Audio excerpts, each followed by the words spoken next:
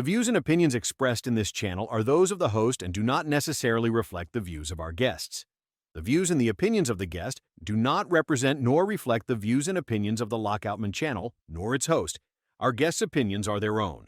This channel is for educational, entertainment, and informational purposes only, and utilizes fair use materials in accordance with applicable laws. That this is a great place to come in and start. And now it seems like they just want people to come in and lease a truck, and it doesn't even seem like it's a freight company anymore. They don't seem worried about the loads as much as they should be. When you watch the videos every Friday, it's train, lease, and CPAP testing. Before we get started, does anyone want to get out? What's going on, guys? Look who we got in the house today. Our girl, Trucking with Kearsey, your positive voice in trucking.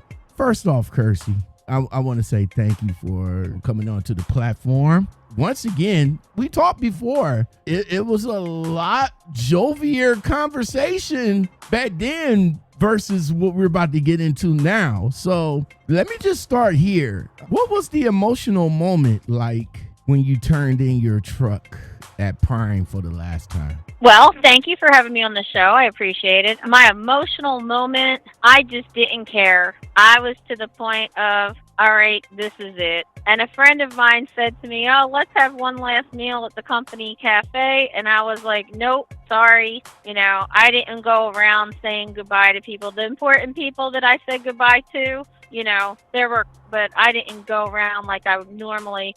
I would actually used to go around giving candy out to hundreds of people and students and everything on facilities and stuff, and I just was gone. I'm done. I pictured you as that type of person, like the happy-go-lucky, the loyal person. I even kind of vision you of when the new drivers come in, you be the first to, I don't know, you be the first to like, hey, how you doing? Welcome to the company. I'm Kearsey. This is such and such, and this is such and such, and why did you join Prime type deal. I visioned you as that type of person. Yeah. Was it like how I visioned it, or how was it for you? Yeah, it was just like that.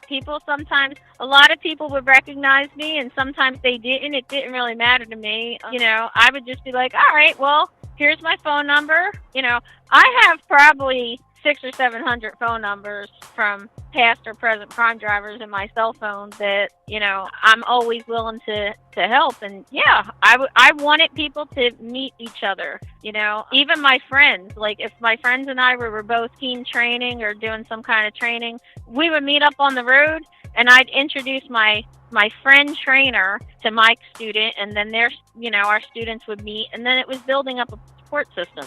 So before we get into the rest of our conversation, I mentioned in my reaction to your leaving because I was really shocked. I said in that podcast that you was the female version of the male version of the mega trucker that was over there. And yes, everybody, the mega trucker who I am referring to is Junior Hurt. I can't never pronounce his last name, so I'm just going to say Honduras. Yeah. You guys had several collaborations back then, too. How did he take it when you told him that you was leaving, or did you guys even talk? No, he and I were on the driver advisory board together years ago, but I haven't talked to him in a while. I did notice that even he wasn't making videos for almost a year, and now if you go back, he started making videos like in the last month or two or something. Mm-hmm. But I haven't talked to him in a long time. Yeah, But thank you for saying that. That's a real compliment that you called me that. I appreciate that. Yeah, because he was a big supporter, very, very loyal. And of course, he pumps the recruitment. And I understand why you guys pump the recruitment. It's basically for the referral bonus, for the payment. But I don't use that as a negative. I just see as those you guys really had some affirmations for the company. Like you there almost 10 years. I'm sure he's maybe a little more than a year or two more than you. Like what? Yeah, I think he is 15 years now. So I would have hit 15. in September. I would hit 10 years in September. But let me just say, me doing the recruiting, it didn't start out that way. I started out making the YouTube channel after I've been driving for 4 or 5 years, just because there was so much bad information out there, and these students were coming in and making videos, and they didn't even know what they were talking about. Right. So I was right. trying to put out education, videos, and then, the recruits start coming in, but something that Prime did was that allowed me to pick our students if they gave us a referral. So what would happen is somebody would call me, they give me, email me, and then we get to talking. So I would kind of find my own students that way, but the only way I could take that person as a student would be if they gave me the referral bonus. And then at one point, I said, heck, man, this is actually pulling up to some money. How about we do a charity fundraiser? So a big chunk of my referral bonuses, I was given to charity, which I posted the receipts on my channel every year. Okay. So, That's I like giving back. Yeah, I like giving back. And, if somebody say, she's doing it for the tax benefit. Okay, so I did it for the tax benefit. But, if that's what you want to believe, then so be it. But it was a way for me to interact with people and support people. And, one thing that people don't talk about when they're talking about the recruiting is you don't get the recruiting money right away.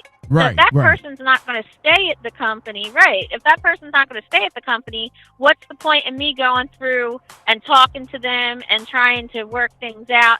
They're not staying. I'm not getting that money anyway. So I don't want to. I've never, ever, ever, I have never pumped out videos where Prime is so great and I didn't believe it. Okay? It was a great company at the time. And if you go back and look, I really haven't recruited in the past year. Right. I really kind of stopped talking about Prime as much as possible because I really, really, really changed how I feel about the company. The company changed, and that changed my perspective and my feeling on it. All right. It's changed. It's not the same company I worked for. You mentioned being with Prime for damn near 10 years, and that's still a while for a person to go in, get their license, and actually rock out with the company that they started with for this long. What originally made you commit to the idea of staying there in your terms for life? Because when I got there, first off, remember where I came from. I came from the post office for 17 years. So we dealt with anthrax, human heads in the mail, workplace shooters, bombs, Ebola in the mail. I actually had anthrax, one of the machines that I worked on. So, this was great. This was nothing. This was the first time that I got every holiday, which I hadn't had in 17 years. So I did have an issue during training. I don't want to talk about it. It was not pleasant, but That's cool. Prime did what I thought that they should have done in that scenario. They handled the training issue the way I thought that they should have. And it really made me think, it solidified my thoughts of, wow, this is an amazing company. And as I grew in, I guess, notoriety on YouTube, and I kind of grew with my reputation within Prime, I said that in my video, I was sort of allowed access. I don't think it was just me, though. I think that if anybody went to one of the higher up managers, you could go and say, hey, here's a grievance. My co-driver, he's not driving safely. We're having an issue, and you could get things fixed. I think I built a relationship with the managers over time, so it was just a really easy way for me to get things done and to help drivers. Have anybody felt any kind of way because you was getting that kind of notoriety? Because we had some female Prime drivers that been there, and I don't know. Was there any type of animosity between you and the other female drivers there? Not that, women don't get along. No matter where you go, there's going to be some women that don't get along. There's one particular woman that she and I don't get along. At least I don't. Let's put it this way. If I don't like somebody, I don't communicate with them. I'm absent. I have no dealings with them. So when this person first kind of stepped to me and got a little aggressive with her attitude, I said, all right, nice knowing you, and that was it. I don't communicate with her. So whether or not there was or not, if there was and they have a problem, my answer to any woman would be, what have you done to help support new drivers? If you're teaming with your husband for 21 years and you've never trained a student, don't come to me with any issues and have concerns about, well, you should do this, you should do that. Why aren't you training anymore? None of your freaking business until you go get on a truck and you train somebody yourself. Until you run a truck by yourself. How about that? Okay. That's what's up. Lots of years, lots of time in, lots of miles accumulated. You said that the Kool-Aid was sweet at one point, but what were some of the best aspects of working at Prime early on? Early on, I really do think they cared. Early on, even though, so when you would have accidents as a new person, it was, wow, are you okay? We're gonna take care of this. Calm down. Don't worry about it. I got that. This is my job. I had a student call me, and I had only been driving a year, and I had a student call me, and she was upset about her trainer was being unsafe as far as she was concerned. And we had a female driver liaison there at Prime that I called this woman up, and she was sick in bed, and you could tell she was coughing and hacking, and I didn't realize that it was her cell phone I had. I thought it was her office phone. So when she answered and I said, oh, you need to go home. You sound terrible. I said, you need to get in bed. She says, I am in bed. I've been in bed 3 days and I'm sick as a dog. And I said, well, I'll go call somebody else. And she says, no, this is my job. I'll take care of it. I'll get it done. And in 20 minutes, that student was taken off of that truck because they cared. And, I used to think that the Highway Diamonds program, when I first came, I thought it was all just about a BS marketing scheme to try to get women in. Mm-hmm. But that woman that was running it, she cared and she helped people. And there were situations where I would say, okay, well, I know 2 students that have issues on a truck. If you allow student A to go out on the truck with this person who's a friend of mine that I trust and I know you're not going to have a problem with that, then I will train student B. And essentially, I was helping them do their job in situations like that. It just made everybody's lives easier. It allowed me to have good students. It allowed the students to be placed with really good trainers and get them out of bad trainer situations.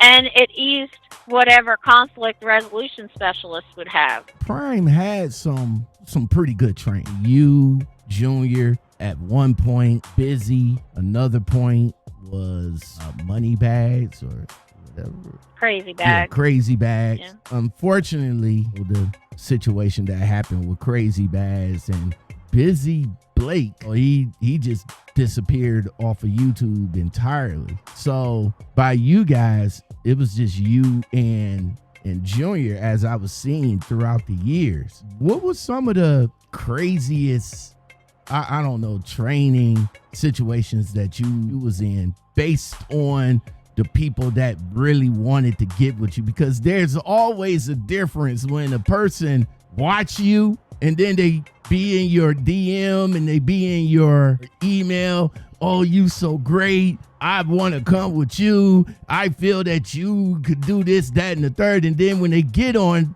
with you, things change. Have you had a situation like that? Several people think that they know you because they watch you on YouTube, and some people come into training and they want you to be their best friend. And I can't be your friend. I'm your trainer. I'll be your friend after you get off my truck.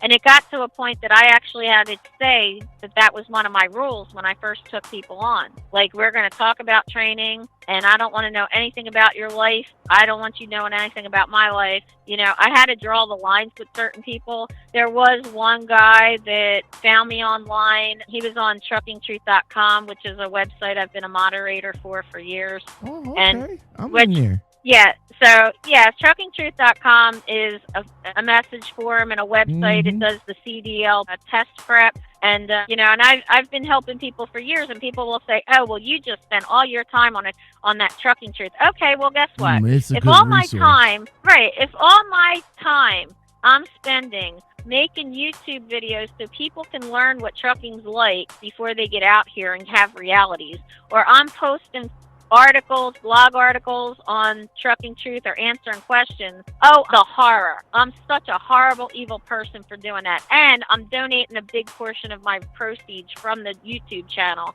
That I'm just evil, But I've had I had one student that she was driving on the wrong side of the road. I woke up and she was in the oncoming traffic lane. She didn't even know. Wow. That same one, she didn't know left from right. I wrote it on the windshield, and then it got to the point that she didn't understand that either. So I had to say your side, my side. It just, yeah. And sometimes, but I had one guy that was stalking me, and I didn't realize it, and he got on my truck. And again, crime did what I thought they should have done. I had him on the truck for 2 weeks. He got progressively worse.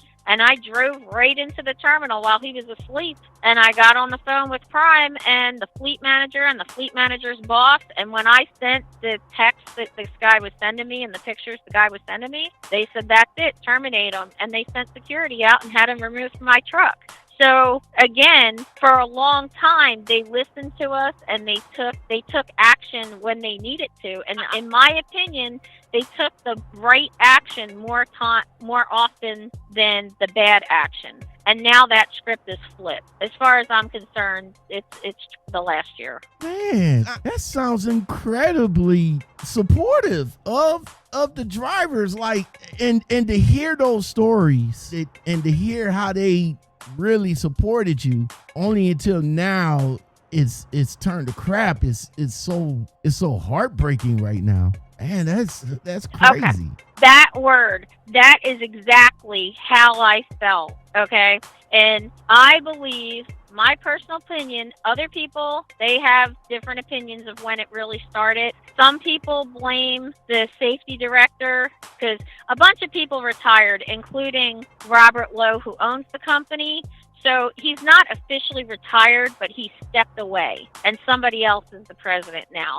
So, and then the safety director retired, and somebody below him was given the seat. And then the training supervisor for the team training, he retired, and then somebody was given his position. So, in my opinion, it started at that point when the team training manager retired. That's when I start to see a change. It was more of, well, you're not going to, it's my job to place people together. We have to do it this way. I get to make the decision. It doesn't work your way. Well, it's worked my way all this time. We were told, I was on the driver advisory board, and we were told things like, well, if you find a student that's on a truck that's a really filthy truck, we need to get that student off. If you know that there's a student on a truck that isn't getting showers and things like that, then we need to take care of it. We want to know. Okay, great. And there was one time after the training supervisor retired that when I sent an email to a fleet manager, the fleet manager wrote back to me and basically said, this is none of your business, stay out of it. And now I'm going to talk to the student and inform him that he broke policy by talking to a third person. Wow. Well, guess what? I went to the next driver advisory board meeting, and I went to two higher ups, and I said, is this policy? And the one guy said to me, I've been here 19 years, and I've never heard of that before. I said, well, I think you need to go back and talk to this guy then, because what he's doing is he's gonna prevent people from coming forward. And that's when I first saw it, and then the safety director changed, and the cameras ticked me off. Change. Yeah, change. I know change needs to happen. People, they retire or they move people from place to place. And the person that you will be like, okay, I don't get along with you, but I get along with you. And being that you is in the position that I need you to be in, I'm good with. So I can just go over your head and go to him. But then next thing, the person retires And it's just unfortunately the person head that you went over took his seat. You see where I'm going with that? And now it's like, fuck. You get the feeling of retaliation of all the times that you went over this person's head, and now he's in that seat. Now he got a little bit of power to be like, yeah, I can make your life here live in hell. Let me start doing that since you didn't follow my program. Now my program is in effect right now. So let's see what you're going to say about that. Well, that was the attitude, but that's not even the same thing. They didn't have a chain of command like that. So, like, for example, like fleet managers. I don't even know how many fleet managers they have right now. Probably 40, 50. I don't know. But because at one point they had 16 company fleet managers and they dropped down to 5 for the whole company. So, and that's just in the reefer division. So it wasn't like that. They promoted somebody that I didn't even know. It wasn't like I was jumping over his head or anything. It was just, I'm in control now, power trip. That's how I see it. You know, the same thing happened with the safety director, and now the CDL school, the CDL program, the PSD programs director just retired a couple months ago, and now he's being replaced. So that means 4 major managers in the last year and a half, 2 years that retired, and other people are coming in. So it's major changes, and I don't do well with change. I'm not going to lie. I hate change. You ain't the only one. All right. So at what point did you start noticing all these changes and the company's culture and the management tone? It was sometime in 23. There was a major upheaval. They really took a shift to lease in the weekly safety meetings became a repeated infomercial. And 2023 for sure, I turned in one of my trucks to go get a new one. And when I signed up to get a truck, you have to go to the leasing department, even as a company driver. Everybody gets their trucks from Success Leasing. So when I went to the desk, never before has this ever happened to me, but the woman tried to pressure me into leasing. And usually, like, and I've said this in my videos before, where the company fleet managers are paid based on your productivity and your miles. So if any fleet manager gets a good driver, they'll never ask you to lease because that means they'll lose you. You have to go to a leased fleet manager. So I was never, ever, ever, ever, ever asked by Prime if I wanted to go lease until I think it was September of 23. And I sat there and I argued with the lady and I was like, why would you even try to talk me into it? And she says, well, you make so much more money. And I pulled out my pay stub and I showed it to her. And she says, well, I was a company fleet manager and a lease fleet manager. I said, then you should know that I'm actually making better. I was like, do you want me to break down the numbers for you? Because I have so many settlements of lease ops where, you know, are there some trucks that are making more than me? Sure there are. But when you add in a lot of the benefits, the 401k, even if they make a little bit more, it's not worth the headache and the aggravation. It's really not. At least not to me. It never has been. Now with the lease, I talked to plenty of drivers throughout my time of doing this. And a few of them right off the bat just went into it. Like, you just got your license. You just started learning the truck. And now you jump right into the lease. Like, at least give the company side a chance to see if you actually like it. But to hear that now they kind of like, yeah, go ahead and do lease. You make more money. You get home. Let me see. It was money and the fact that you can get more home time and the fact that you could turn down your loads. As a company driver, right, you can make the money but not as much. You can go home but not as much, and you're forced dispatch to the loads. So, but to hear that Prime is now trying to push the whole leasing narrative. I said in the reaction video, are they trying to turn into a black ops company now? Like, what's going on here? I even saw one of their videos that they are 75% lease op now? Like, what's going on with Prime? It's more like 92% lease op. Wow. 90. That's what I said. I don't feel welcome as a company driver anymore. Damn. 92%. Yeah. When I started, Prime was 60% lease, 40% company, and they encouraged people to go company for the first 6 months. Right. For the reasons that you're saying, a lot of people come out here and they don't even know if they're going to be able to survive the first year with the lifestyle. Mm-hmm. You know, they come out here and they don't know how to drive the truck and the trailer. They don't know how to trip plan. If you can't do that, you're not going to make money no matter what position you're in. And it takes a long time to be able to learn that. And, you know, I always said if you're going to bang something up, bang it up on Prime's dime, not on your own. And there's just so many pitfalls in it that they don't discuss. I did a video years and years ago, like probably 4 or 5 years ago, called The Truth About Leasing No One Else Will Tell You. Mm-hmm. And there's a $10,000 negligence fee if you hit a bridge or, you know, if you jackknife and things like that. Whatever Prime decides that it was negligent of you. You know, the cargo insurance does not cover your own negligence. It only covers an accident. So if you slam on your brakes and you didn't have your load blocks on it properly, then you're getting charged for that whole load. If you didn't wash out the trailer and there's blood in the trailer and the receiver rejects that load, that's not covered under insurance. They're going to charge you with it, you know, and people also don't take into consideration there's no lemon law on commercial vehicles. So if you get into a leased truck with a piece of crap truck, that's it. You're stuck. I have a friend that invested over $40,000 in a lease purchase truck, and after a year and a half, when Peterbilt couldn't figure out why it was doing what it was doing, he got so frustrated and walked away. He thought he was going to pay that truck off, and a lot of people do. Don't get me wrong. The lease purchase program at Prime is actually better than any other company I looked into. But, you know, if you get a bad truck that nobody talks to you about, you could be really screwed over. And so my friend, at 62 years old, thought that he was going to pay off the truck, run it for another few years, and then sell the truck and retire. Well, guess what? He wound up having to walk away from that truck because they couldn't figure out what was wrong with it. That's sad, and nobody wanted to help.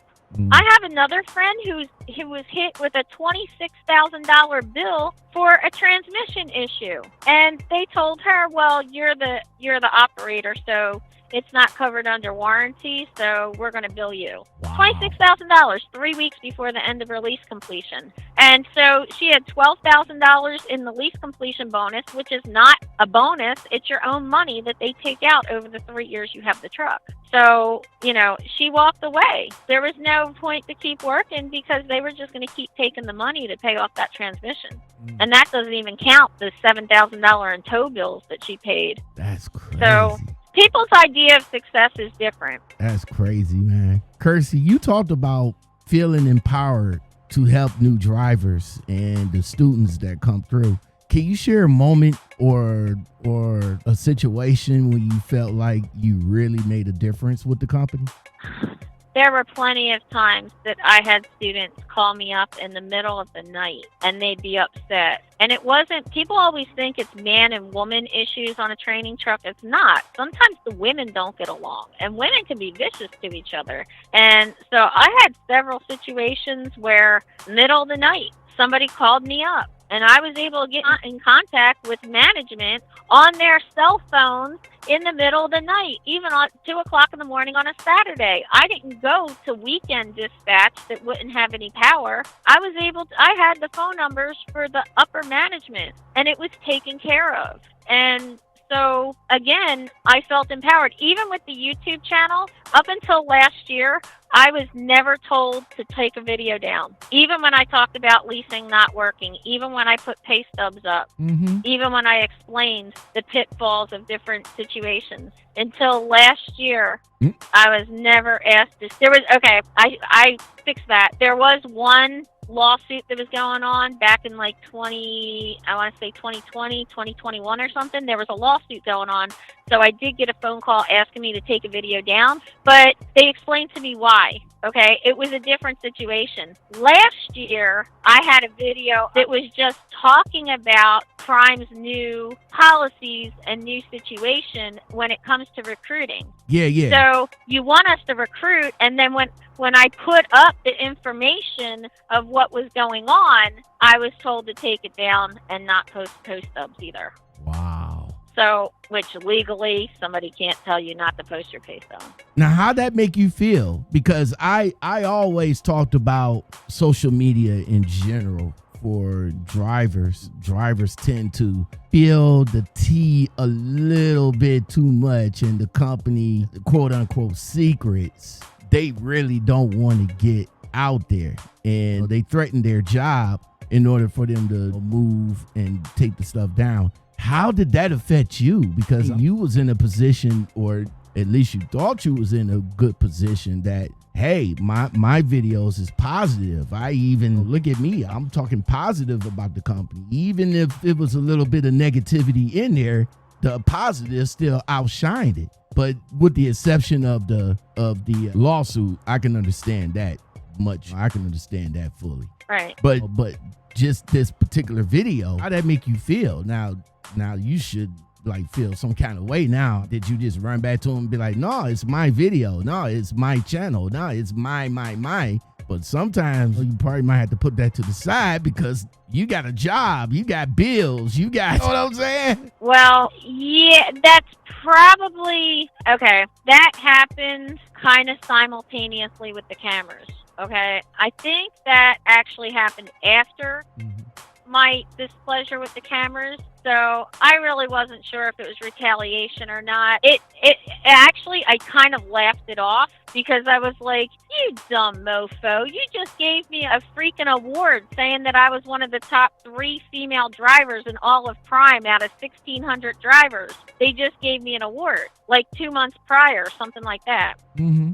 So I was like, you got to be kidding me. I can go anywhere. I don't need this job. I can go anywhere. I haven't had an accident or a ticket. I've never had a ticket since 1994 in my personal vehicle. So, you know, and I just have 2 good inspections, and I was almost to that point of bring it and let's see what happens, you know.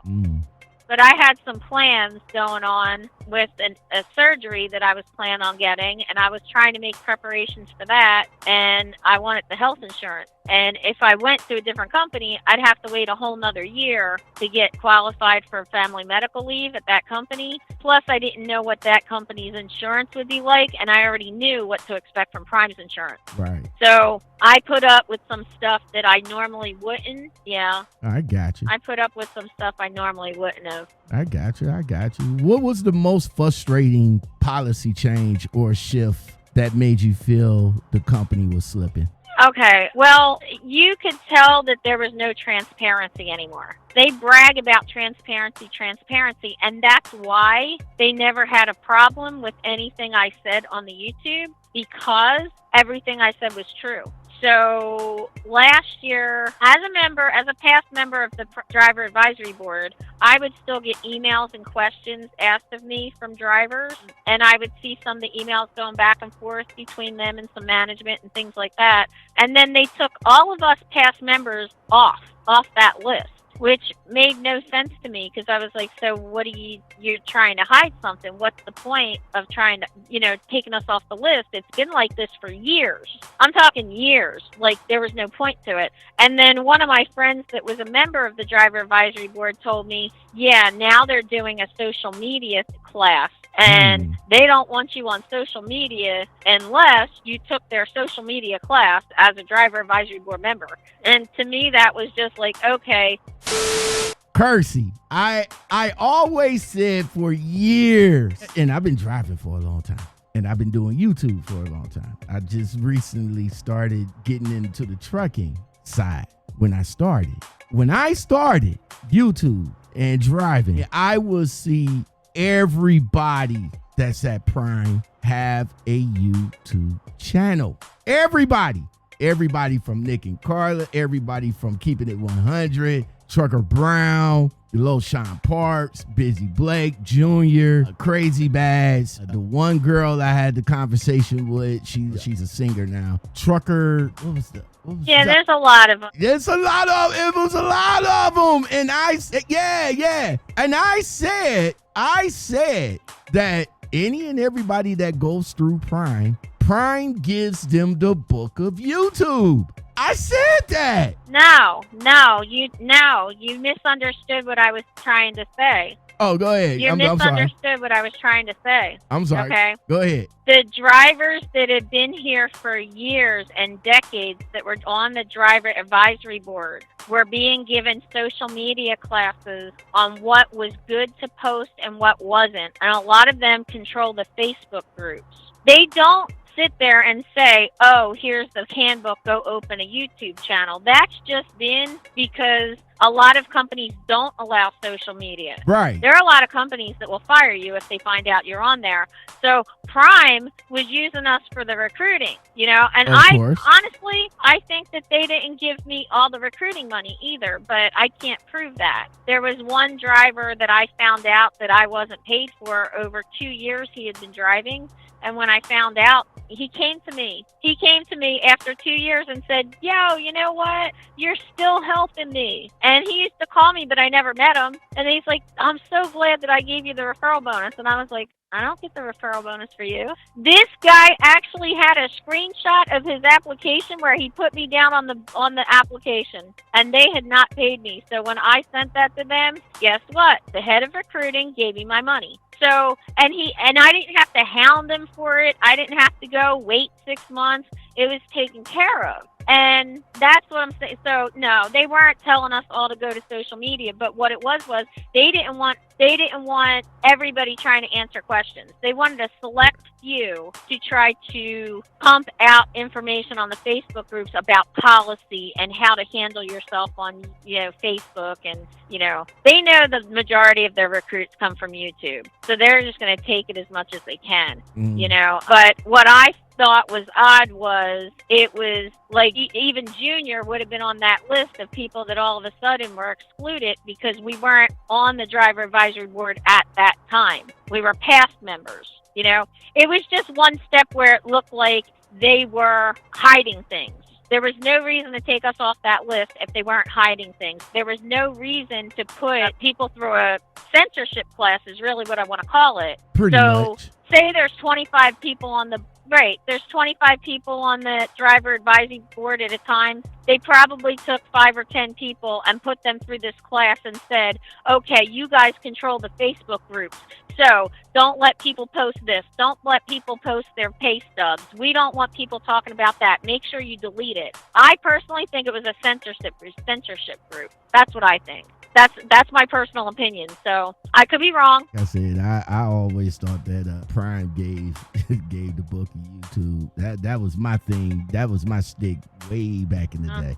No, this is way back. This is just way back in the day, Kearsey. It's just, and I think maybe it was like a year before you came in, because everybody that I have mentioned, the OGs of Prime, I think they was there before you came in and kind of changed the face of it. But yeah, everybody prior to you that was coming into Prime, this is what everybody had a YouTube page. Kearsey, let's talk about the micromanagement, man. I am one that is not a fan of micromanagement. My previous company, shout out to them. They had a huge problem with micromanagement. Like, I'm out here driving the truck. I'm out here in the grind. I'm out here doing this. You, much respect, having 20, 30 years, but you're not out here now. That same truck stop that you said I could have stopped at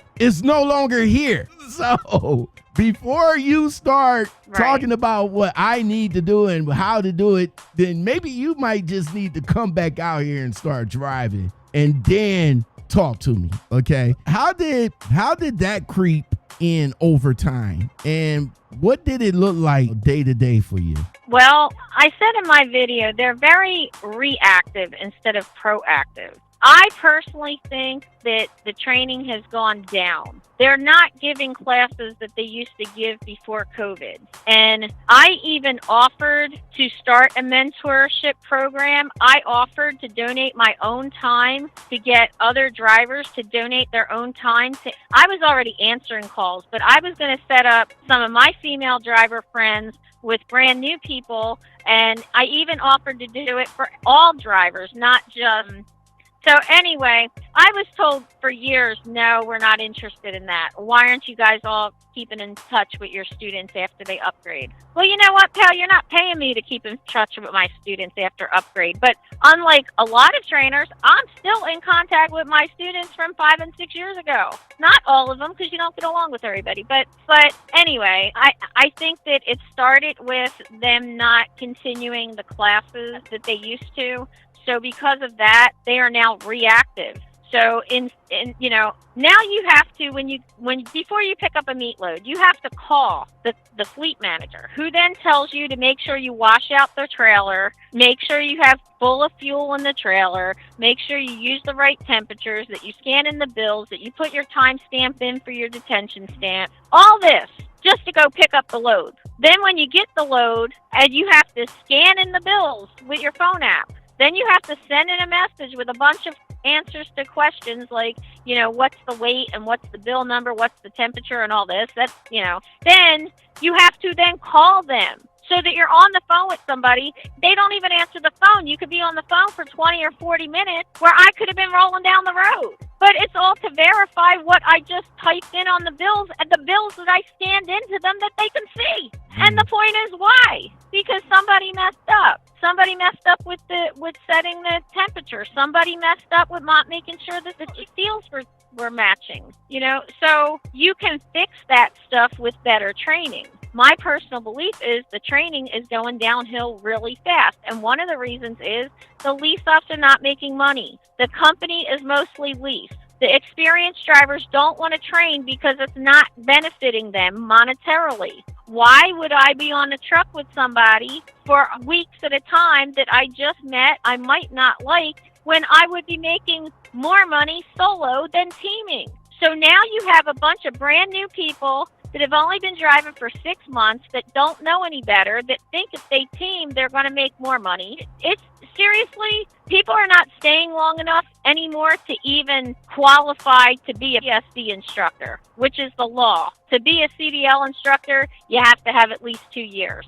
If Prime keeps up what they're doing, they're not even going to have people that have 2 years experience to be able to CDL instruct in their CDL program.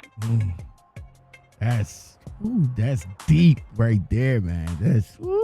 That is deep right there. All right, so Kearsey, you, after hearing all that, I can hear it. I can hear it now. Sorry.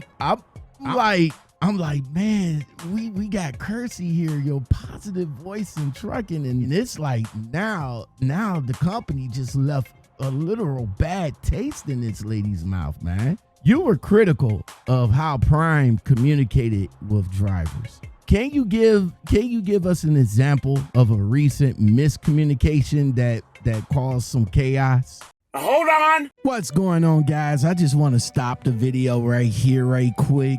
If you guys made it this far into the video and you guys like what you're hearing, go ahead and hit that like button for me, bro. Hit that like button. It's free. It's free. If you made it this far into the video, man, make sure you hit that like button. It's right up under the video, man. And if you guys like more content like this, consider, okay? Y'all got two options. Well, one, but two options. You can either subscribe for the channel for more, and if you really want to rock with me and get the videos early, make sure you join the channel. All right, shout outs to all my members of the channel that rocks with your man. Thank you very much. Now let's get back to the show. They don't send out mass messages, the entire fleet. So the fleet managers will send out messages to only their own fleet, and each fleet manager has 100 to 125 drivers. So what'll happen is, say Bob sends out a message that says, we're no longer accepting solo drivers. We're only going to be doing teaming. I just want you to know, so if there's anybody on the training truck, when you upgrade, you're going to have to go team. Okay?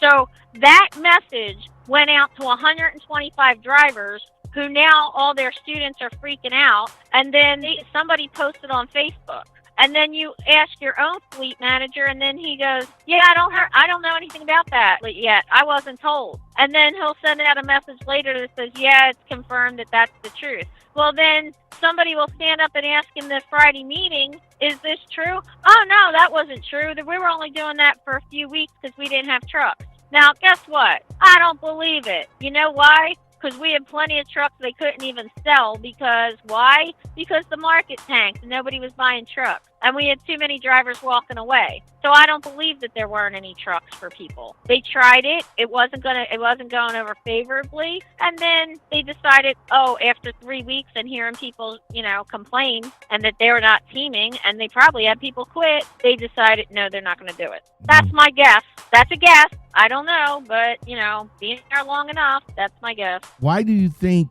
management ignored warnings from veteran drivers such as yourself about the internal issues? I've been pondering this, and to me, it really looks like Prime is trying to grab as much money as they possibly can from every possible venue. So talk about the leasing. When you're a lease trainer, you pay the student's salary, the 7.5% for their employer tax. You pay their workman's comp. If they're there long enough to get health insurance, you pay their health insurance that Prime would normally pay. And recently, now they're saying that the lease op would have to pay for the company driver's 401k if they have a company driver on their truck. So all these mini fleets that they talk people into buying multiple trucks now have people on their trucks that are paying a lot more for that driver than they ever possibly expected. And they're not really being transparent about it either, because there was one year, last year, I think Prime put $5,000 into my 401k. I think it was the year before they put $10,000 into my 401k. And the message that I saw that did not go out as a fleet-wide message, it went from one fleet manager, put it out that I know of, said that the lease ops they're now enforcing a rule that always was, and they didn't enforce it before. So now the lease mini fleet owners are going to have to pay the employer contribution to the 401k. Company that has 10 trucks, and I just said Prime put $5,000 to $10,000 into my 401k. Well, that means he might have to put $50,000 to $100,000 out that he didn't know anything about. That's not fair. No. So. No, that is not. Prime's done a lot of things in the past year that may not have affected me personally, but I have no respect for Prime. I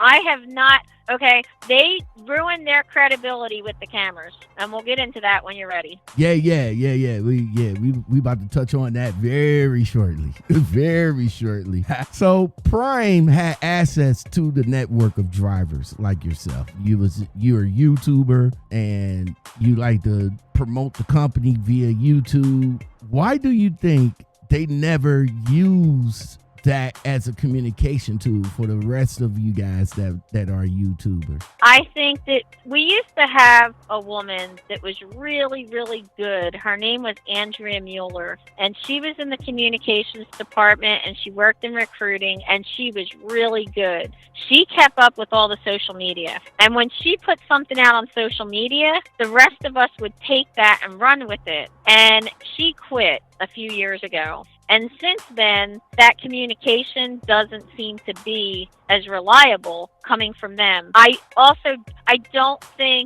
think it goes back to the power trip of the new people in charge. There's definitely a distinction of how we're looked at. It's more of this is the way it's going to be, and if you don't like it, leave. And the new president of Prime that's been in office about a year or 2 years, he just basically said that on the safety meeting last week or the week before. And the safety director himself has said that quite a few times with regard to the cameras. And whereas before it would be like, what do we have to do to keep you? Now it's just like, go ahead, goodbye. We're doing what we want to do. We don't care what you think. It was never like that before. All right, so Kearsey, Again, thank you very much for stepping up in the house, man, and chopping it up with me. I really do appreciate it, man. It's been a good minute since the last time that we talked, and like I said in the intro, the vibe I'm getting now is definitely not the vibe I got when you first started with the company. You said you made a lot of money through the recruiting and believed in it. What changed your outlook on referring people to Prime? Back to the communication, they kept changing policies. You didn't know. It was almost like Prime was schizophrenic or had multiple personalities.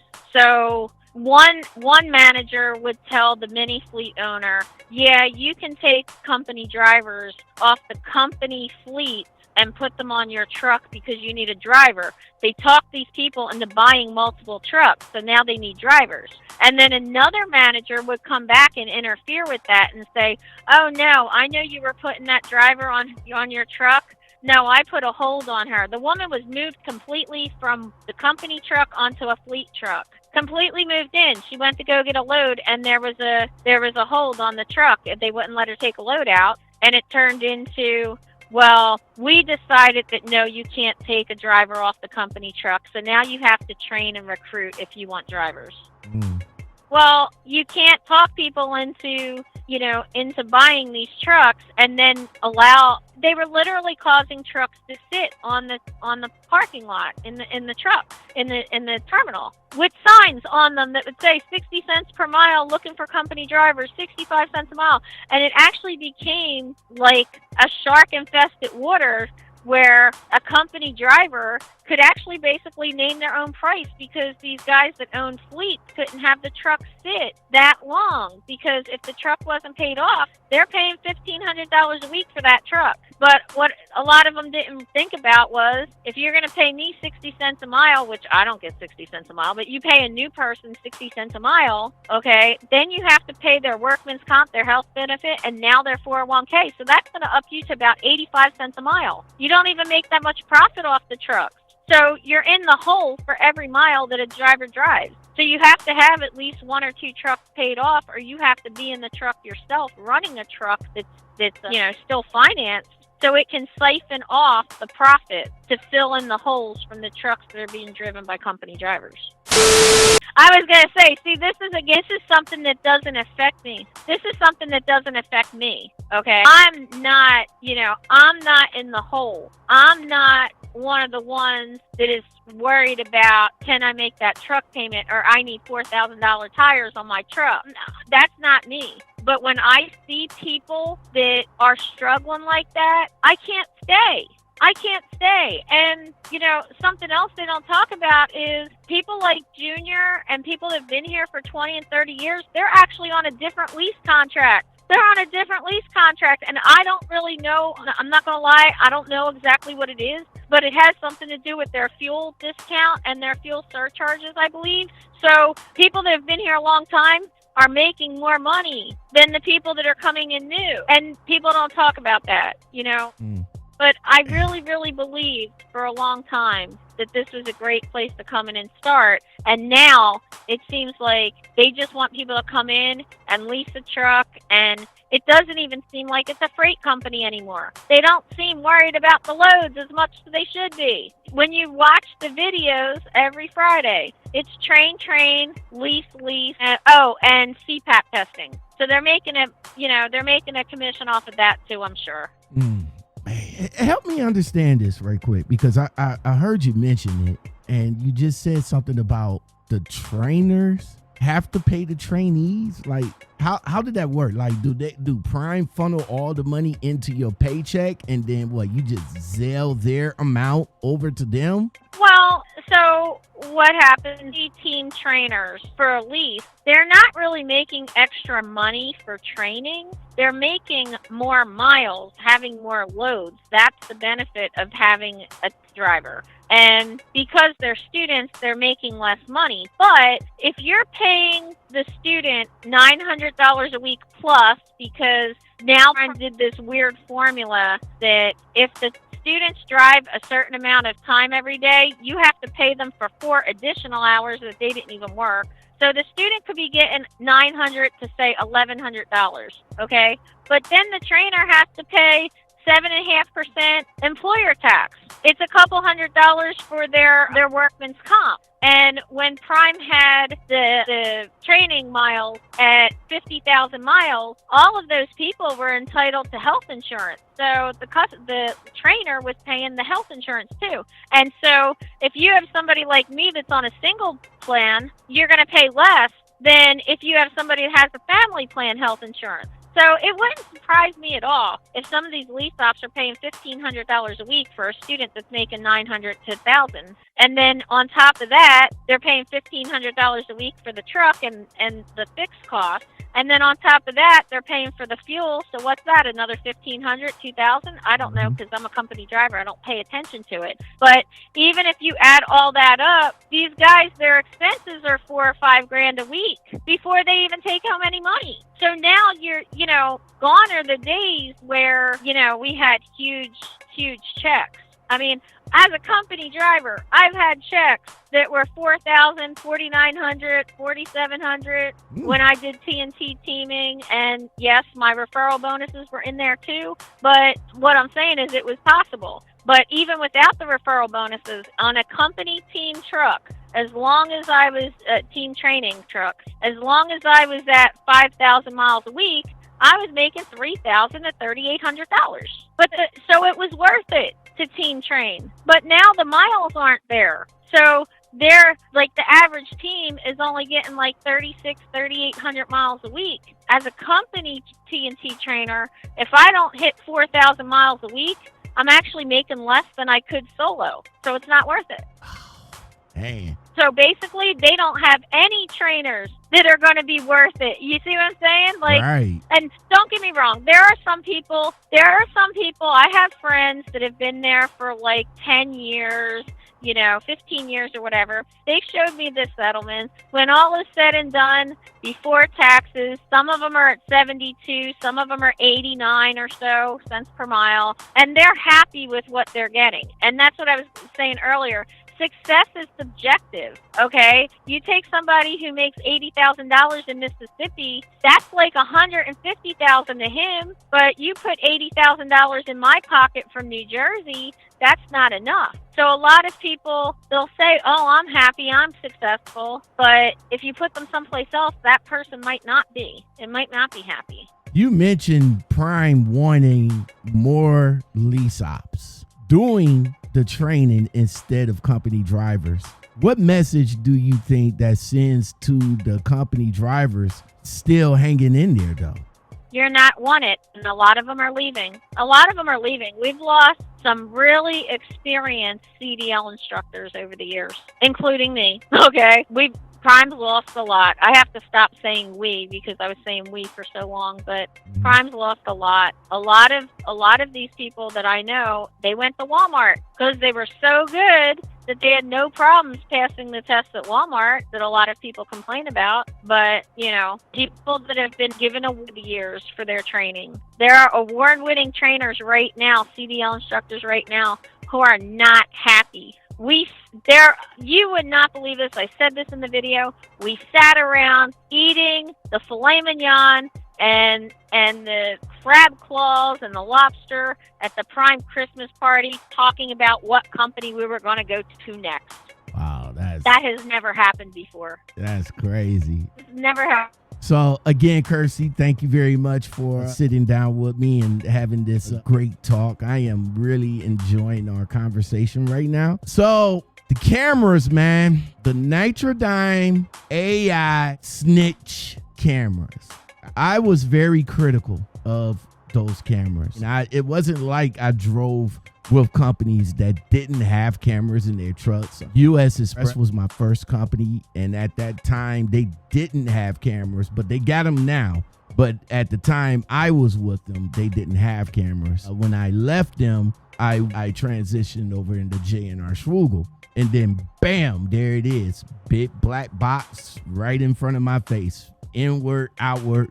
Didn't make no big deal to me. I talked about it a lot, and I shared some of my thoughts about it then. Back then, it was just a simple LITEX system, basically hard braking, speeding, all that good stuff. That's it. It it still records, then don't let nobody ever tell you that, oh, well, it only triggered. No. It's recording. When it triggered, that's when it cuts into the recording.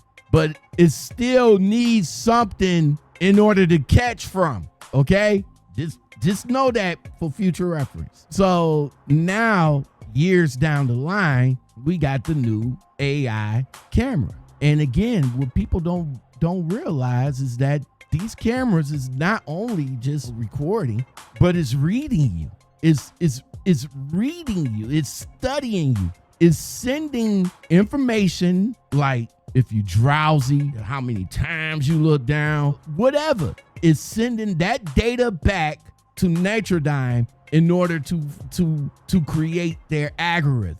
That's how they get that's how they get the information from us drivers. Now, I said at one point that did we sign up for that? Because if that's the case, then that is a literal privacy issue, not just the privacy of inside the truck, but your information. Did you sign up for that?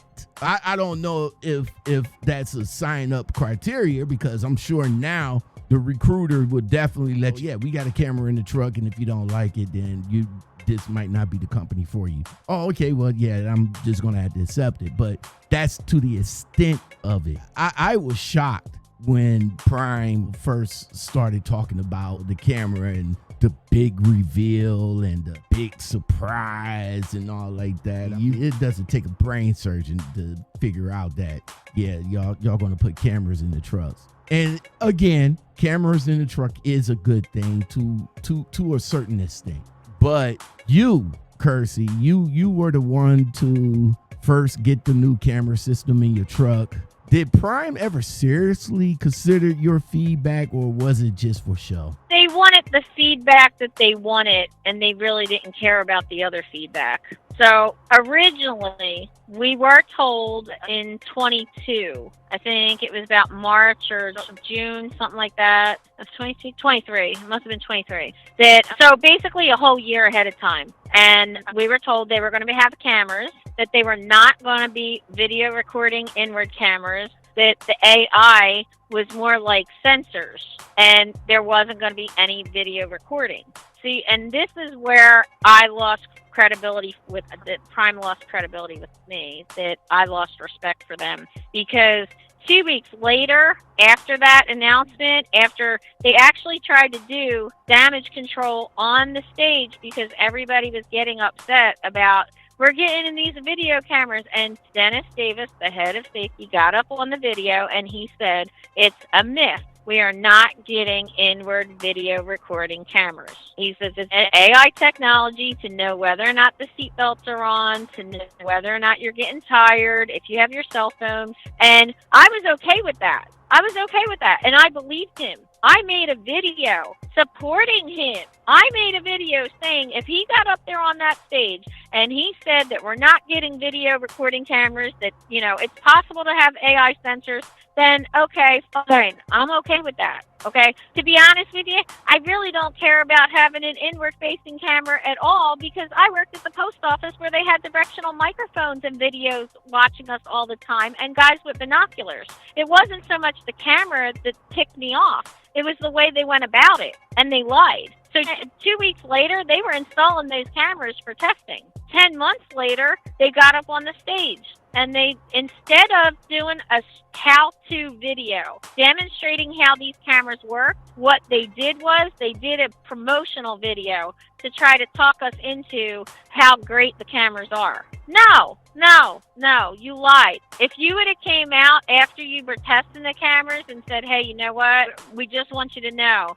we're looking at 3 or 4 different cameras, and the one we really like right now is the Netrodyne, but we just figured this out, and it's only been a couple months, it would have saved face. If they would have came out and said, look, you guys that are running teams, TNT, you're sleeping while the new driver is driving, this camera's going to babysit your student for you so you could get better sleeping, I would have been okay with that. If they would have said, we're going to use these cameras to improve the brand new drivers, that they have to have the camera in their truck until they reach a certain score, I would have been okay with that. Then you could tell me it was about safety. This is not about safety. This is about control. And when it comes to like certain things, there are places that a truck can make a legal U-turn at a stoplight with an arrow, with the roundabout that's big enough for the truck to make the legal U-turn. Even that is getting alerts, and even that, when you dispute it, they'll say alert valid. Then what do you want? You want me to keep driving through a town that I have no idea where I'm going, and I can't look on Google Maps because the camera's going to yell at me about that. These people have never driven a truck before, and then they want to dictate these stupid rules. And the camera rules kept changing. So I was really critical, not so much of the fact that they got the cameras, the way they went about it. I feel like they lied, and I was heartbroken. And I felt like they put my reputation at risk because I defended them a year prior.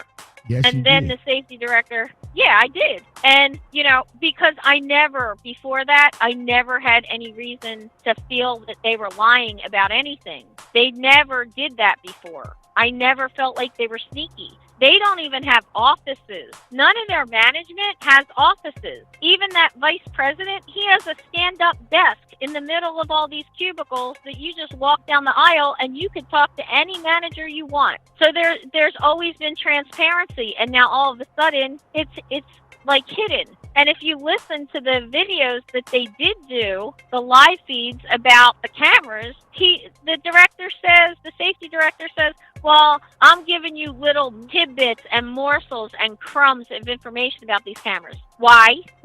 If it's going to be my truck, I should know everything about it. And you were just talking about, did I sign up for it? Well, guess what? That's a whole nother contention, because the contract that we signed, which basically said, sign this or you can't work for Prime. Everybody that's going to work here has to sign it, right? It says video capture. It allows you to give up your biometrics and video capture.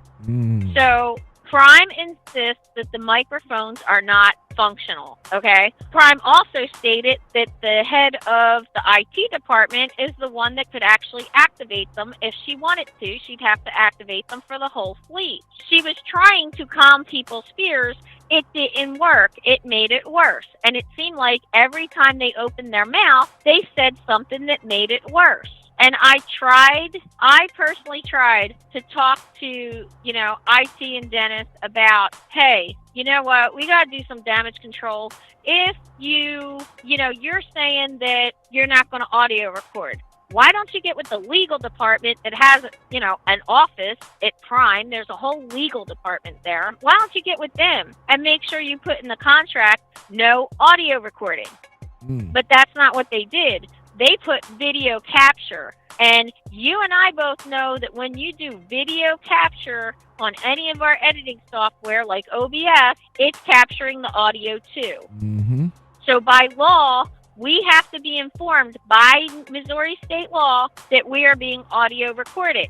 But if you find out that you're being audio recorded, if somebody tried to go to court, and I'm not a lawyer, but I'm just figuring, my brain is saying, they're going to say, well, you approved video capture, that includes audio. How are you going to defend yourself against that?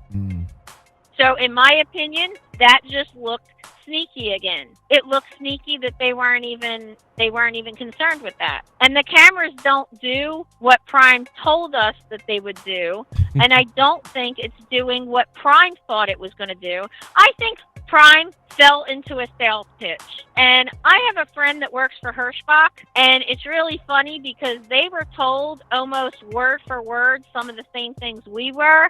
So it's almost like the company Netrodyne probably gives them some kind of media package and says, make a video and say this, this, and this, because it was almost word for what we were told. Yeah, the company I drive for, they got the Netrodyne cameras, and as a matter of fact, we got the newer model maybe about 2-3 weeks ago. It's a little bit, the first version was like the big fat one, came maybe about 10 inches across, but now the new ones is a little bit smaller, a little bit more sleeker, 4-sided camera, it captures the right, left, front and the driver. And if you ever notice on the driver playback, when they send out the weekly review, as they call it, notice that it's a red box around the driver. And what people don't seem to understand is like that red box is the actual AI that's reading you. Hold on. Enjoying what you're hearing? Ready for unfiltered trucking talk that tells it like it is? The Trucking Commentary Podcast with Lockout Men delivers authentic reactions and engaging conversations about the latest trucking content from across YouTube and TikTok. Help us reach more drivers like you. Hit that like button and leave a comment to boost our visibility in YouTube's algorithm. Your support helps us deliver more of the no-nonsense trucking commentary you've come to like from Lockout Men. That's how the AI knows if you're speeding, because it's gonna have a red box around the speed limit when you go past it, a little red box. That's how it reads. That's how it reads when the cars is in your space and you don't have that distance. That's how it reads. It reads with the red box, and it's analyzing you. It's analyzing you all the time. And again, like I said, it is what it is, because all these companies now, they're getting a lot of kickbacks for having cameras in their trucks, and they're gonna, when they explain it to us, the drivers, and to quote unquote eliminate our fears of it, the way they explain it is, oh, it's just for safety in case something happens, you get into an accident, blah, blah, blah. I get that. I understand that. I would rather have a camera in case somebody cuts me off and I hit them or whatever the case. But don't sugarcoat it. Just be honest and open with what these cameras is all about. It's artificial intelligence that's reading the driver, sending the information back to the company so that they can use that information for future purposes. Right. Well, I'm going to make you laugh about the camera. You ready? Mm-hmm. So, you know I'm kind of busty up top, right? Of course. And, yeah, if I wear a certain bra under my shirt, and it might be looser than the normal bra that sticks out more, the shirt can sometimes get, like, wrapped around the seat belt, like covers a portion of the seat belt. There might be, or my shirt might be too big. The camera kept saying that I had no seatbelt. It was giving me improper seatbelt use videos, right? And I was getting 1 or 2 a week. I'm talking 1 or 2 a week. So I got to the point that I would grab the seatbelt and shove it in the camera and say, it's on, it's on. Well, get this. After a couple months of that crap, I sent the rebuttal, the response, and I said, if I get one more video about my seatbelt, I'm going to sue Netrodyne and Prime for sexual harassment because you're just taking videos of my breasts. Oh, that's good. Now, yep. Now, that I don't was a good know. clap back right there. So guess what? I stopped getting those messages. So I don't know if the camera's just learning as they're saying, no, it's not a violation, and now the camera's learning, or if it was them putting something on my truck, because I didn't get any things after that. Almost all of mine were distracted driving. But what I learned was, you see how you said earlier that it would count, like how many times you look down? Mm-hmm. Right? We were told that if you look down for 4 seconds, that would trigger it. Yeah, but that's not what it does. Yeah, but what happens is, if the camera decides that that's your number one issue, that's what I never had following too close or hard brake or speeding or anything that other people did. Mine was always distracted driving. And part of it is just, I think that I'm short and I sit lower so that the camera could see the top of my head if I look down. And that's really what I think it was. If I sat the seat all the way up and I look down, it can't see the top of my head. So I think that's what the issue was. But I'm talking if I just reach for my hazard light or I reach for the cup holder that's furthest away, it would give me a distracted driving. And it's kind of weird because in the last couple of weeks, it just stopped doing that too. I almost wondered if they turned my camera off because I gave notice and they were thinking, oh, and I will say this. My fleet managers were amazing. I never got phone calls about anything when it came with the cameras.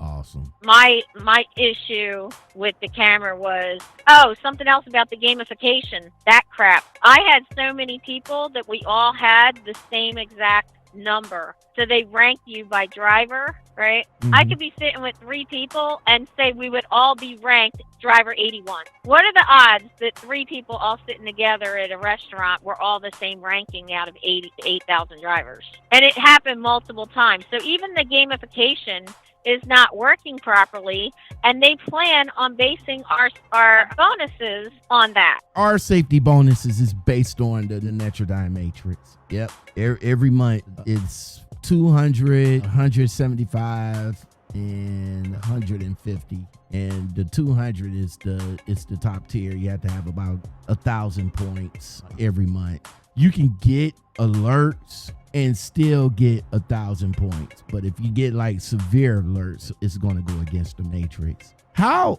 did the constant updates and the new infractions affect driver morale there? I think the experienced drivers, we were just like, I don't care. A lot of us didn't even put that phone app on our phone. We weren't paying attention to the videos. There are new drivers now don't get me wrong, I think it did help. I have some newer drivers that have told me that it did help them, and I think it did help some. But I also think that it really distracted some of the new drivers. And you're brand new, you're nervous, especially when you're going to upgrade and you're taking that first load by yourself, and now you got this camera in your face and you don't know if you're going to get in trouble for something that you do. And the truth is, we all messed up when we were new. We all messed up. I don't know if part of me thinks that the cameras would be good to help people, and other parts think it would be really bad, because I don't know if I would be here 10 years later if they saw all the different things that I got into. I got out without them knowing about it, but if they really knew the kinds of things that we got ourselves into and how to give ourselves out of, I don't know if I would still have a job. They might have fired me, and I don't think that's fair. They using the cameras as well for the TNT training, like the Matrix or something like that. It's a points, something like that. Can you explain that? Like for the new drivers, something about if the camera sees you do certain things, you get dot points, and you have to, and it's added on to how much longer you're out there driving or out there training. Well, this goes back to the lack of communication at Prime. I've never seen anything official at Prime that said that. I saw drivers in Facebook groups talk about it. Mm-hmm. And unfortunately, it seems like I said earlier, that I found out, so far ahead of time from another driver that Robert Lowe was leaving. I found out on Facebook that Trans Am was now pulling our freight. It's the same way. I, honest to God, do not have any knowledge about what you're talking about, other than I saw somebody on Facebook say I was given an additional 10,000 miles in training because I got an infraction. Mm-hmm. But I don't even know what the infraction was. I don't know if it was because he got multiple infractions for the same thing, and they're saying, well, this is the 10th time. I do know that there was one guy that got 79 violations in a month, all for not giving enough following distance. And he's been driving for 6 months or so. I do know that there was one guy that got 40 videos for holding his phone in his hand while he was driving. So how about the video of the safety meeting where one of the guys mentioned the fact that the trainer was actually in the back while the trainee was driving instead of the trainer? Like somebody was driving on somebody else's clock. That wasn't the one that I saw that I just posted on my channel. That's not a training situation. That was a husband-wife team.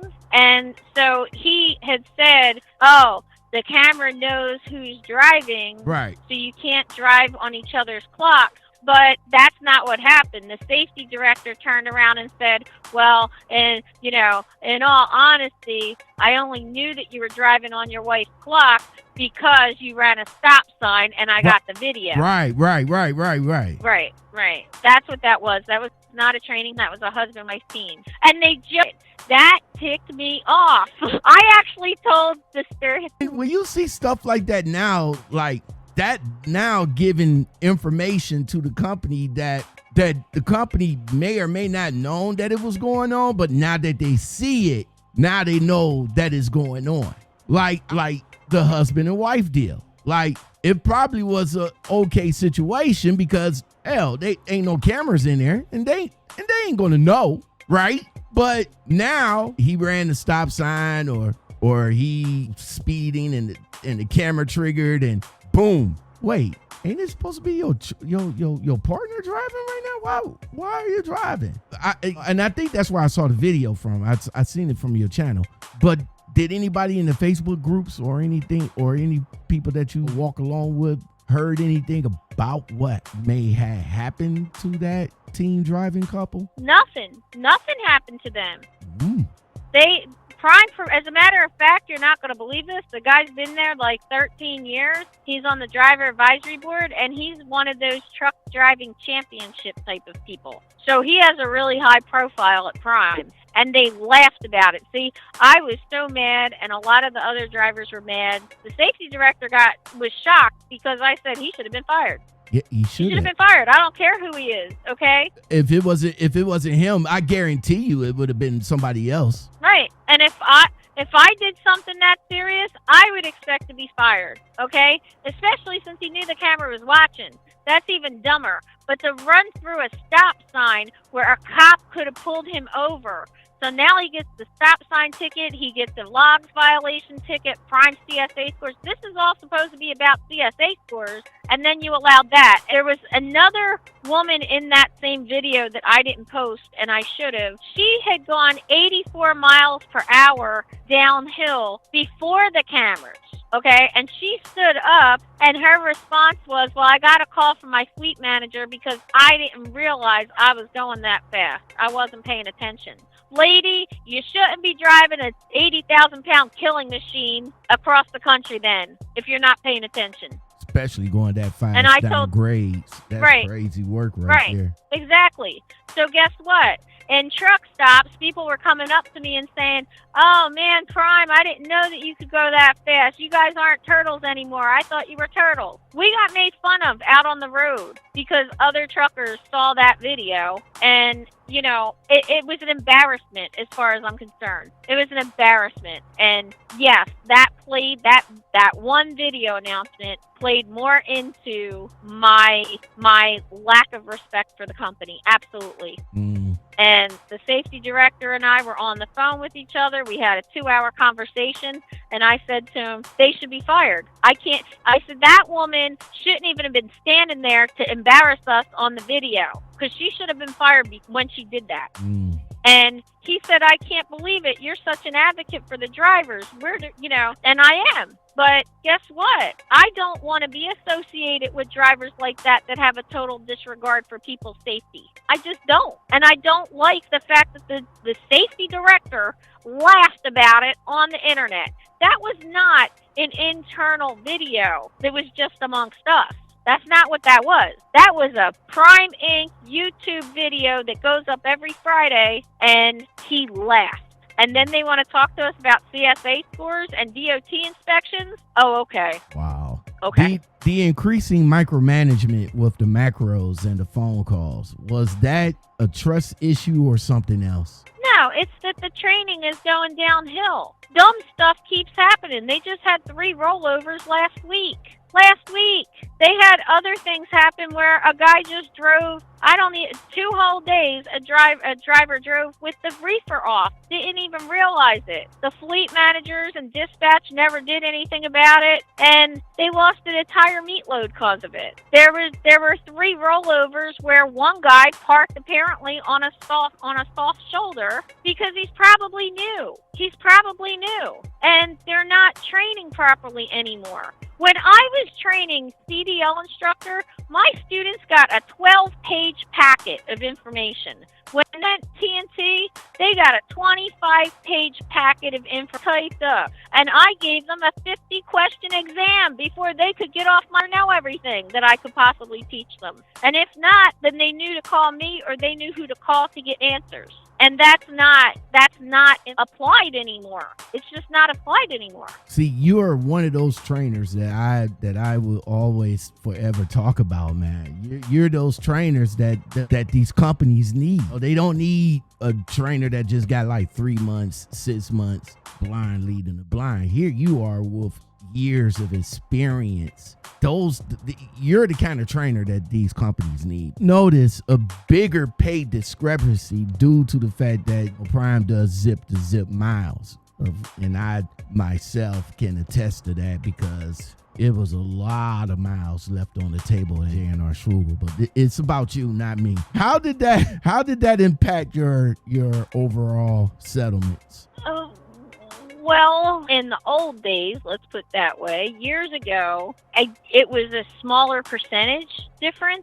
It was probably 6 to 8% difference. Now it's 10% difference. But back then, when I was getting 3,000 miles a week as a solo or 5,500 miles a week as a team, I didn't care because I was making money. I didn't care, But now it's more like a 10% difference. And the miles, the loads that they were giving me, I kid you not, I can prove this to you. I can send you the emails, screenshots. But they would give me a load that I would have mostly a full clock delivering someplace at 8 o'clock in the morning on Wednesday. And they would have me pick up the load on Thursday afternoon, deliver it on Friday afternoon for 500 to 600 miles. So it's 3 whole days for 500 miles. Getting paid for 500 miles and probably driving 550. But I don't want to sit for 3 days. It got to the point that I was going home because guess what? If I'm going to sit and not get paid, I'd rather sit and not get paid at home than sit and not get paid on the road.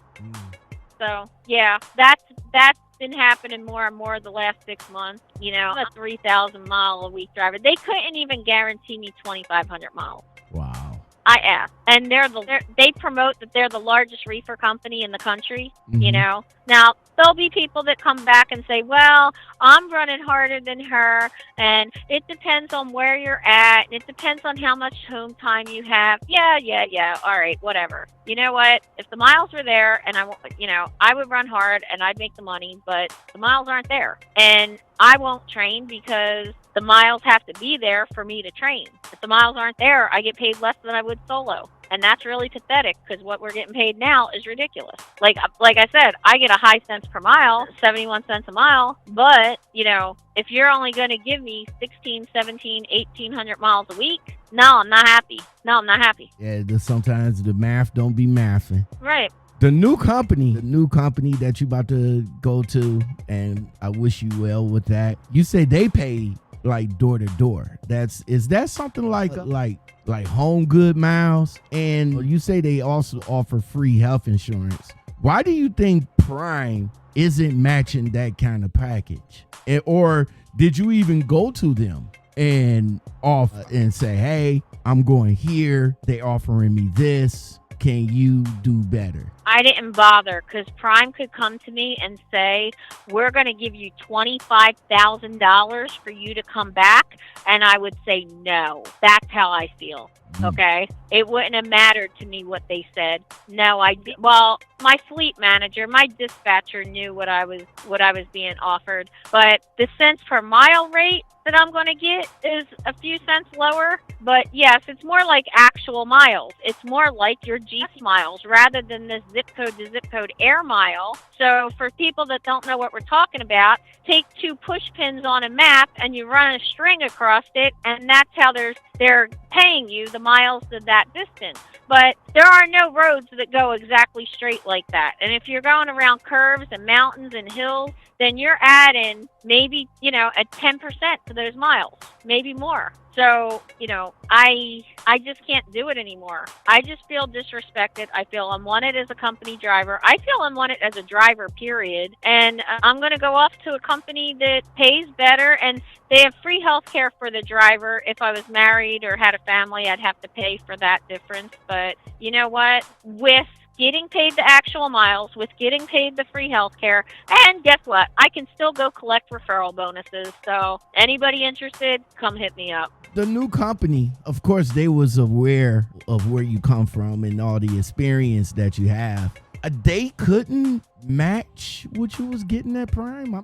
I talked about that too. A lot of these experienced drivers that's getting kicked out in the world because the companies they drove for so long shut down, filed bankruptcy, went under, and they had a lifestyle of making as much as they was making, only to now had to start all over at the average, if not a couple of cents more. The company that you went to, they couldn't come close to what you was making. Well, you know what? I didn't even care. He said, I can't start you at that, but I'll offer you this. And he offered me something that was acceptable to me.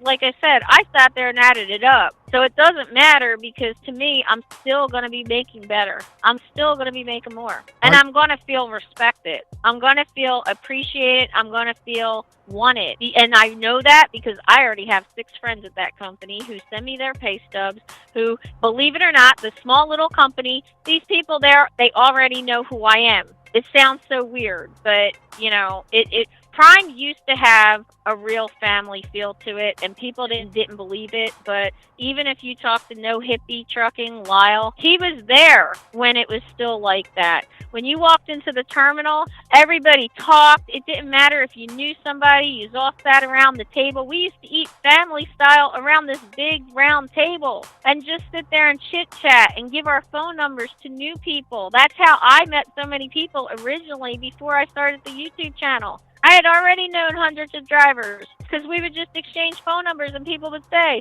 I don't care if you call me at 2 a.m. You need help, you call me. And that's what I wanted to do because that's how I was treated. And I feel like the company crushed it. Yeah, I was heartbroken. You did a lot of collaborations with a lot of drivers there at Prime, and you did mention No Hippie Trucking. Shout out to him. I completely forgot about him. But again, the other drivers that you did collaborate with, not just Junior, No Hippie, you even collaborated with the one guy that I did a reaction on that he said that he said the truck made $100K, not him and his co-driver. What was the vibe amongst your collaborators when they found out that you was leaving? No Hippie and I talk on the phone fairly regularly, maybe a couple times a month, every month or so. So he was aware, but most people I think were probably shocked. And I do know, I've already heard people at the terminal and, they were shocked. And I'm getting texts and phone calls and emails from people that I haven't talked to in years that are like, wow. And it's like, wow, like if you left, I actually told the vice president of Prime, if you slice my wrist, I would bleed Prime purple. So if I feel this bad, if I'm this upset, if I want to walk away, you have a much bigger problem at Prime than you know about. Because if I feel this way after all the blood, sweat, and tears and how much I cared about this company, then guess what? There's a lot of other people that aren't saying, and as soon as those leases end, they're going to be walking away. There are already hundreds, probably thousands of drivers that have already walked away, but we'll never know how many. Yeah. There was more drivers than what was perceived on YouTube. Like I said, a lot of the OGs that I come accustomed to watch, they all walked away at some point or the other, and they started getting success with other companies. Kearsey, awesome conversation, man. 10 years. I wouldn't think how a lot of us drivers, including myself, I couldn't fathom being at a place for 10 years. I thought I was going to be at U.S. Express. I thought U.S. Express was going to be my end all be all. But then what happened to me there, I get with J&R Schwugel, a company that didn't even have a social media presence before I got there. Give them a social media presence, build up a relationship, and came to an unfortunate end. Wooster Motorways, one of my favorite local trucking companies. So I went through, I'd say this is like my sixth company in 10 years, which I definitely want to give a pat on my back, because I've never been the one for job hop, because I knew the assignment. I knew that the money wasn't going to come until I actually get my experience. And that's the problem with some of these drivers that's constantly complaining about the money, and they shouldn't, especially if you're a new driver. Within that 6 months to a year, you're not gonna get 100K. Hell, you just might hit 50 or 60. But to complain about I'm not making no money and the reason why I got in it is to make money and I'm still financially strapped. I was financially strapped when I came into it. I just got off of a separation. The company, my roadside company, was kind of shaky. So yeah, I was financially strapped. When I went in, I was getting $700 a week for training. And I was taking like $75 and sending the rest of the money home so that my house would still be taken care of. And that was crazy, but I knew that. So seeing you that stayed there, you moved down from where you was at, you came to Missouri. If I'm not mistaken, I talked to another driver that was 100 with Prime. He even got the tattoo on his arm. He had the Prime ink tattooed on his arm. That's how loyal he was. But as always, unfortunately, he left too. But he moved down to Missouri also. Are you still living in Missouri, by the way? Yeah, I live 2 lights away from the terminal. Mm-hmm. Okay. You already mentioned that you not going to return to Prime. Like, nope. Period. Nope. But even if the leadership change, like if that might have something to work in, like in the future, if they have like a whole new leadership, maybe. I think it's beyond repair. I tried to help. I tried to change morale. I tried to give them feedback for over a year. I tried to help. They don't want to hear it. And you know what? I didn't tell anybody else this, not publicly at least. But when I called up, without telling somebody who I was, I called up the HR department and I was saying, oh, I'm a driver. I was thinking about coming in-house. And the woman said, well, you're a driver. What is it that you think you can do? Okay. Now, my blood boiled because I was thinking, well, let me see. I can type 90 words a minute with 98% accuracy. I'm extremely good at researching. I'm extremely good at writing. I've published novels. I wrote and published novels. I have all these editing skills, and I can back circles of this 75-foot long truck around your freaking desk, lady. How about that? That's what I can do. And I do have a degree, okay? I do have a degree. She never even asked, okay? So that put something in my little memory bank of this is how in-house treats us now, okay? I went to a fleet manager friend of mine, and I discussed it, and he said to me, yeah, they don't really want to hire drivers anymore because when the drivers, it takes up time to get them trained, and then when they get their pay isn't very high. They expected to make more money because you're going to make less money going in-house than while you were driving on the road. And the drivers don't want that, just like what you were just saying. Oh, I'm going to make $100,000 my first year, and I'm so great. So there's this, unwritten rule now that don't expect that you're going to get hired as a driver for in-house position. Now, I know that if I went to upper management, that I could get a job in-house. I know that I could have done that. But I went to upper management and I said, you have a serious morale problem and we need to talk about it. And he sat there and he talked to me and he listened, but he didn't understand. And when I told him about I don't want to say everything that I've said in this, but I told him about me being told that they only want the lease ops training. He said he was shocked. When I told him, the policies are changing, he says, I don't know what you're talking about. We haven't changed anything.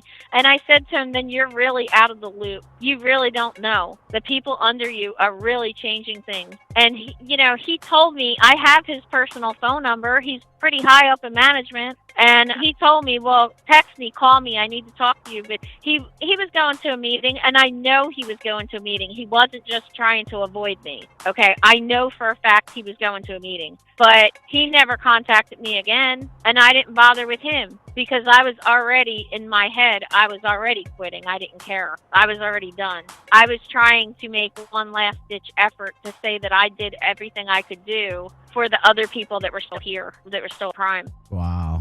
What advice would you give someone that just starting at Prime in 2025 now? Unfortunately, the same advice that people gave me 10 years ago. Get your CDL, do your year, and get out. Contact me because I'll find a company. I've built a network of drivers across the internet, that are all different companies. I don't know. I'm making a database of the different companies and getting drivers rather than recruiters. Because you used to call up the recruiters, which I thought that was really cool. Yeah. You know? I did that. Yeah. I like to do that, and it just I just recently stopped doing it because for me it's pretty much the same. Everybody has the same answers, and it just came to a point like, okay. And I had a lot of pushback. A lot of people criticized me for the questions. A lot of people criticized me for how I talked and how I kept them on there. I was like, bro, you must not have been listening to me, because if you heard me in the beginning, I used to keep these guys on the phone for like hours, bro. Like, yeah.